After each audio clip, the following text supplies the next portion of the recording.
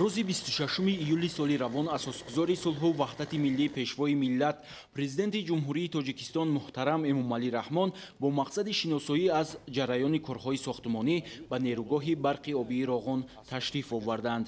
Пешвои миллат муҳтарам Эмомалӣ Раҳмонро сарвазири мамлакат Қоҳир Расулзода ҳамроҳӣ намуда аз ҷараёни корҳои сохтмонии ин иншоот, ки айни замон дар 78 қитъа бо сатҳу сифати баланд шабонарӯзӣ идома дорад, шинос шуда бо муҳандисону кормандони техникӣ мулоқоту суҳбатҳои судманд анҷом доданд. Шиносоии сарвари давлат нахуст аз мавзеи бунёди навбати аввали сарбанди нерӯгоҳи барқи обии Роғон, ки яке аз марҳилаҳои муҳими сохтмони ин иншооти гидроэнергетикии мамлакат ба ҳисоб меравад, оғоз гардид.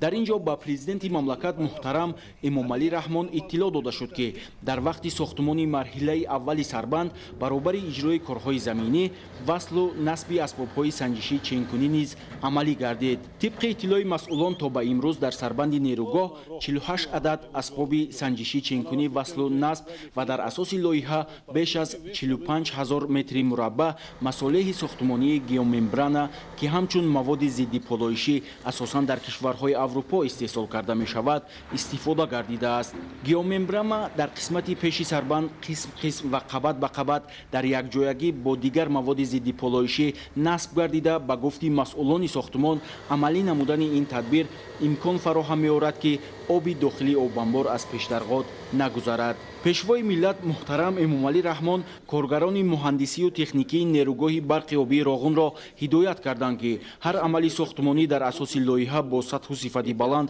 иҷро карда шавад, зеро иншооти мазкур ҷузъи асосии нерӯгоҳ ба ҳисоб рафта, бунёди саривақтии он пеш аз ҳама дар роҳи расидан ба яке аз ҳадафҳои стратегии ҳукумати мамлакат, таъмини истиқлолияти энергетикӣ, нақши калидӣ хоҳад дошт. дар қисмати пешдарғоти мо яъне якчанд иншоотҳо вуҷуд доранд. Ин яке аз ино бошад, ин обқабулкунаки муваққатие, ки агрегатҳои аввал ба воситаи он яъне обгирӣ карда мешаванд, мавҷуд аст ва 40 дида истодаест. корҳо дар ин ҷо ба пуррагӣ ба анҷом расонда шудааст ва он панҷараҳои филизии ҳимоявии он аллакай насб гаштанд ва иншооти дигаре, ки дар ин минтақа мавҷуд аст, ин даромадгоҳи нақби сохтмонии истифодабарии рақами 3 мебошад, ки дар ин ҷо низ ҳамаи корҳо аллакай ба анҷом расонда шуданд ва як қисми ками корҳо дар дохил ва баромадгоҳи нақби рақами 3 боқӣ мондааст, ки мо бовар дорем ин корҳо низ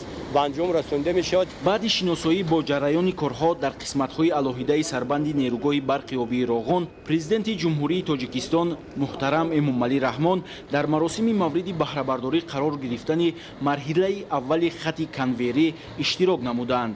бунёди хати конвейерӣ, ки асосан барои интиқоли маводи сарбанд аз ҷумла сангу шағал ба сомусоид аст, аз ҷониби ширкати Салини Импреҷило сурат гирифта дар ҳоли ҳозир 4200 метрро ташкил медиҳад. корҳои заминӣ ва оҳану бетониро дар ин минтақа мутахассисони ширкати сохтмонии Тоҷик гидроэлектромонтаж ба анҷом расонида, васлу насби таҷҳизот аз ҷониби ду ширкати хориҷӣ амалӣ карда шудааст. дастгоҳу таҷҳизоти хати конвейерӣ, ки истеҳсоли ширкатҳои бонуфузи Италия, Франсия ва Олмон мебошад, дар як соат имкони интиқол додани 3000 тонна сангу шағалро дорад.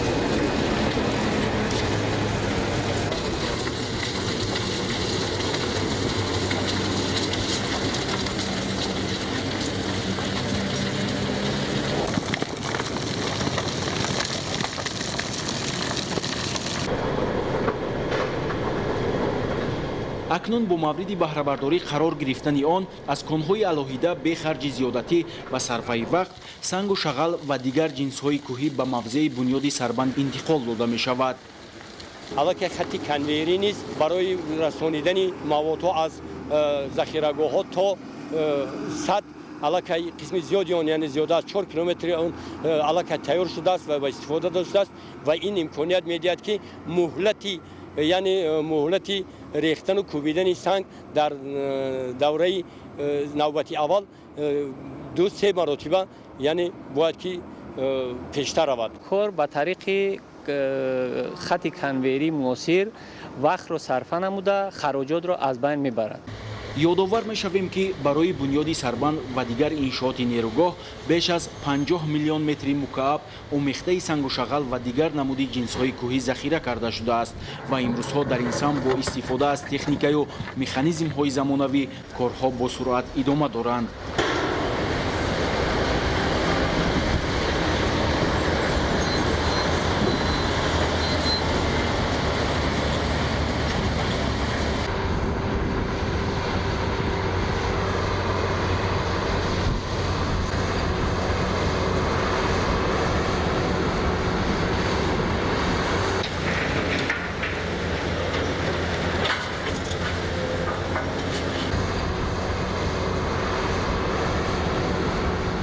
дар саргаҳи хати конвейерӣ ҳамзамон ду коргоҳи коркарди маводи шағалзамин сохта шудаанд ки вобаста ба зарурият тариқи автоматӣ ҳама гуна ҷинсҳои кӯҳиро барои истифода дар сарбанд мутобиқ месозанд. бо бунёди марҳилаи дуюм масофаи хати конвейерӣ маҷмуан ба 9 километр мерасад.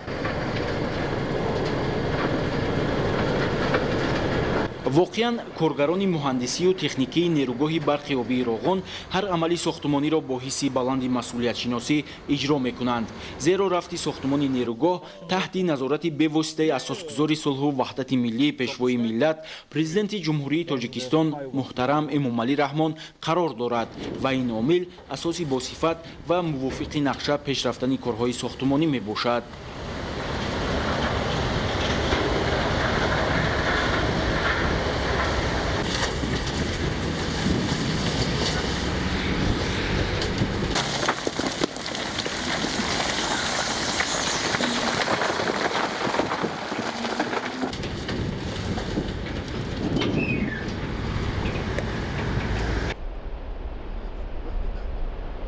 дар идомаи сафар асосгузори сулҳу ваҳдати миллӣ пешвои миллат президенти ҷумҳурии Тоҷикистон муҳтарам Эмомалӣ Раҳмон ва сарвазири мамлакат Қоҳир Расулзода бо вазъи имрӯзаи садди муҳофизатӣ ки дар ин ҷо ҳанӯз соли 2015 сохтмонаш ба анҷом расида буд шинос шуданд. садди мазкур дар қисмати поёнии сой сохта шуда барои ҳимояи иншооти нерӯгоҳи барқи обии Роғон дар рӯзҳои боришоти зиёд пешбинӣ гардидааст. сад бо баландии 75 ва паҳноии 20 метр бунёд гардида шиддати харобиовари селро барҳам медиҳад. дар ин иншоот ба миқдори 250 000 метри мукааб бетон хобонида шуда ҳаҷми арматураи басташуда зиёда аз 7000 тоннаро ташкил медиҳад. зимни боздид аз ин мавзеъ сарвари давлат ба масъулон ҷиҳати ҳифз намудани иншоот ва саривақт тоза намудани қабатҳои муҳофизатии он дастуру супоришҳо доданд.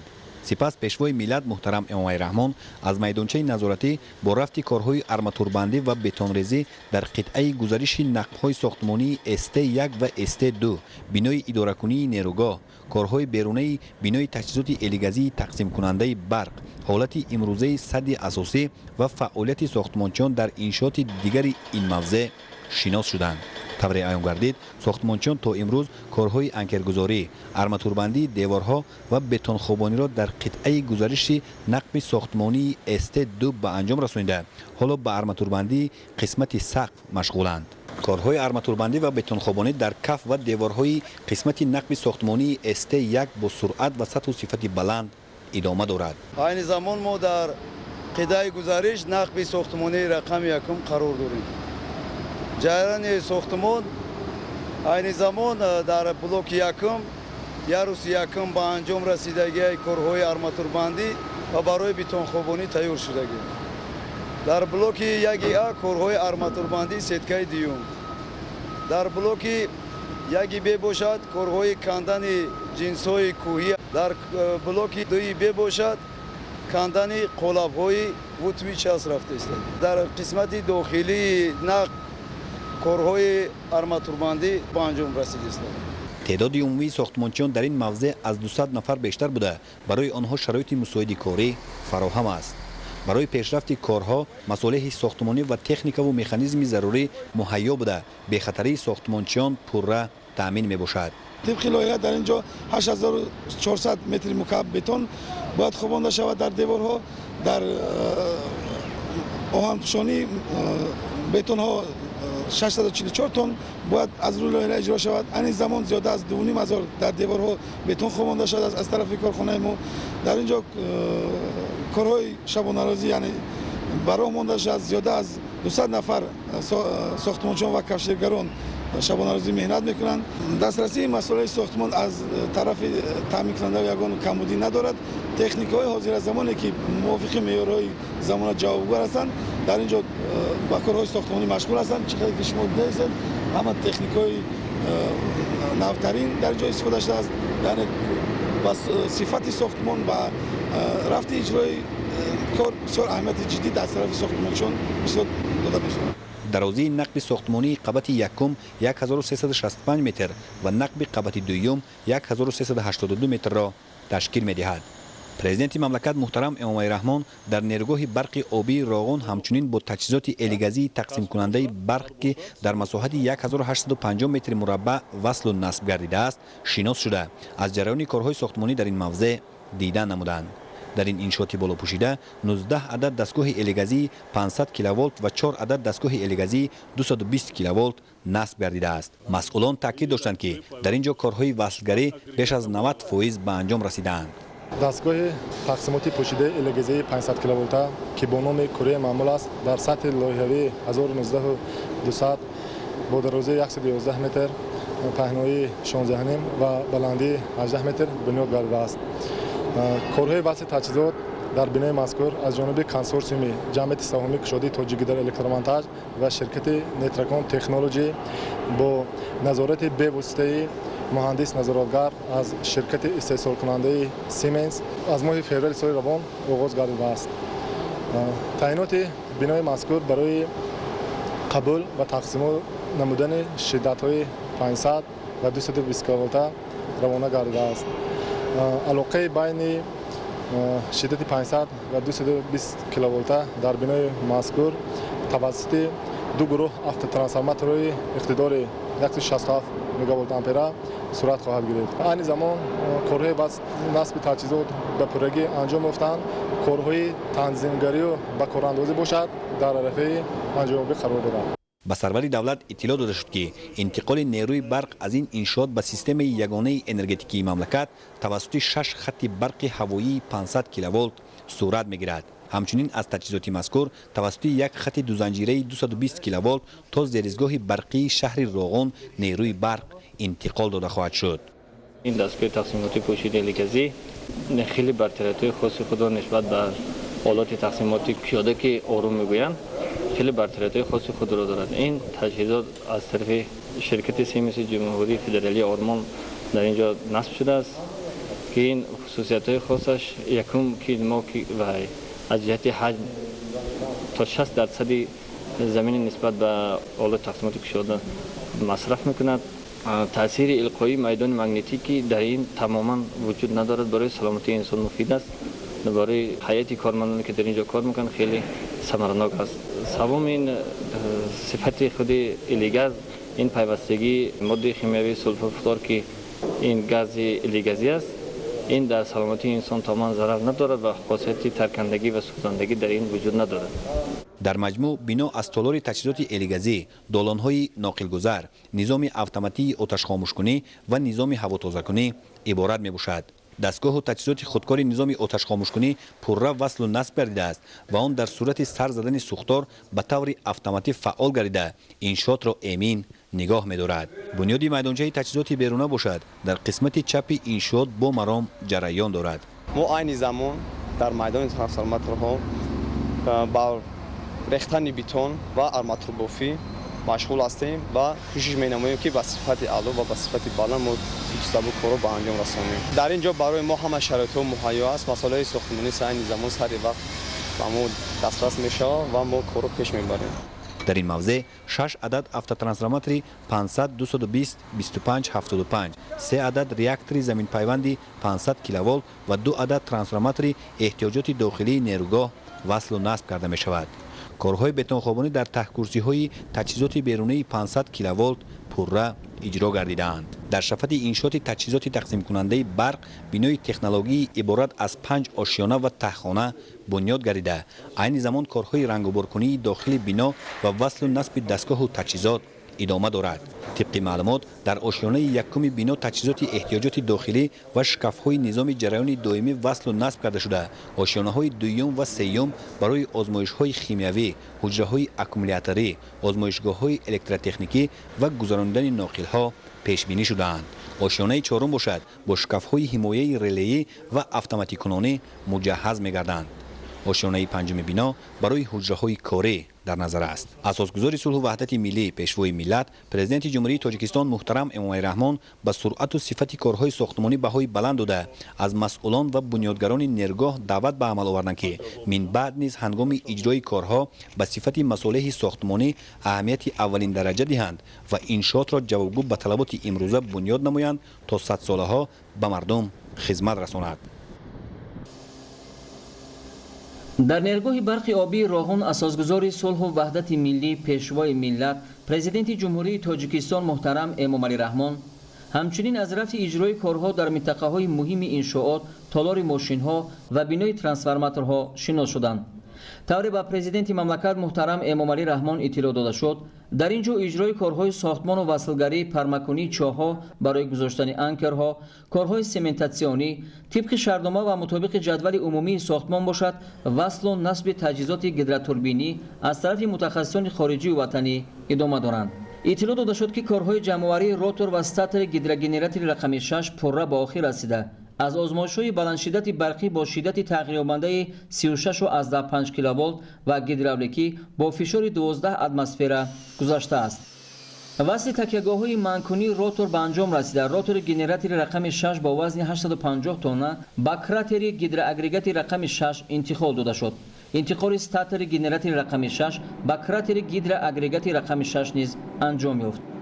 در میدانچه وصلگری موقتی تالار ماشین‌ها وصل و نصب استیشن‌های پیچک‌های استاتر گنراتور رقم 5 به اتمام رسیده است. تا امروز در اطراف کامرای اسپیرالی و شاخت توربین 3944 متر مکعب بتون خوابانده شده است. حجم عمومی بتون خوابانده شده قسمت گیدراگنراتور رقم 6 زیاده از 16000 متر مکعب را تشکیل می‌دهد. همزمان وصل و نصب تجهیزات توربین ادامه دارد. در اطراف شاخت گنراتور وصل سیستم‌های با آب خنک‌کنی اگریگات رقم 6 و در تالار ترانسفورماتور رقم 6 سیستم با آب خنک‌کنی ترانسفورماتور طبق لایحه آغاز گردیده است. در نقب‌های ناقل‌گذار تالار ماشین‌ها و بنای ترانسفورماتورها وصل قبرهای سیستم سوختارخاموش‌کنی ادامه دارد. بتون خوابانی در اطراف زانو و قبور جبنده توربین رقم 5 به انجام رسیده.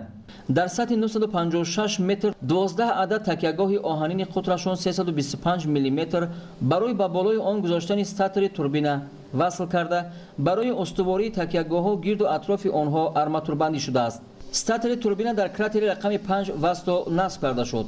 وصل کامرای اسپیرالی در کراتر ذکر گردیده به انجام رسیده. از آزمایش گیدراولیکی گذرانده شد. کارهای آرماتور بندی در گرد پنل اسپیرالی ادامه دارد. در میدانچه وصلگری موقتی جمع‌کنی دروازه دوره‌شکل اگریگات رقم 5 قطرش 9500 میلیمتر و جمع‌کنی سرپوش توربین به آخر رسانده با کراتر رقم 5 وصل و نصب کرده شد. حجم عمومی بتون خوابانده شده قسمت گیدراگنراتور رقم 5 9088 متر مکعب را تشکیل می‌دهد.